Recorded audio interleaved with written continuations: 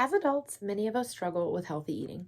A lot of us count our calories or our carbohydrates, trying to intake our sugar, and many other things. The struggle starts from when we're a child, though. If we're not given proper nutritional choices then, how are we supposed to know what to do as adults? 7 out of 10 Americans die due to nutritional related causes. Unhealthy eating can cause things such as high blood pressure, bad cholesterol, coronary heart disease, and even diabetes. As a child, nobody teaches us about these things, though. We have a very different outlook on food. We are known what's put on our plate at the table, and that's what we'll spend our lives eating. Our sugar intake in America is through the roof, especially for children. It is insane. 48% of Americans drink a soda a day, including children. Our sugar intake is through the roof. A lot of it is confusion for children, though. We're told that we shouldn't have soda and candy because it's going to make us hyper, make us jittery, and bouncing all over the place. Then, as an adult, we're drained of energy and we're sold coffee, energy drinks, all of this stuff to boost us up. So, as a child, we're told, no, no, no, it'll make you hyper. Are we potentially setting our children up to think that 2 Mountain Dews a day is actually okay for them because it's going to be giving them energy?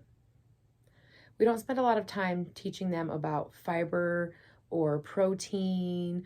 Instead, we tell them don't have too much sugar, or some people even body shame children, saying things like, if you have 2 cheeseburgers, that will make you fat. If a kid is still hungry, they're going to eat another cheeseburger, and you telling them that is going to body shame them or make them feel guilt, which in the long run will cause more overeating and a more unclear message of what healthy eating is. You have to start at the table with your children when they're young. Stop putting cans of Coca-Cola in the fridge and instead give them bottled water. Then they're less likely to be addicted to soda as an adult in the first place. A lot of our other unhealthy eating habits come from saturated fat and really bad cholesterol and grease that we get from McDonald's. 57% of Americans eat McDonald's for dinner at least once a week, and they're feeding this to their children. When their children get older, they're going to find themselves in the drive-thru with their kids in the backseat as well. It's almost like McDonald's is a common dinner for everybody, like spaghetti or grilled cheese. Everybody just goes to get McDonald's because that's what they're taught when they're younger.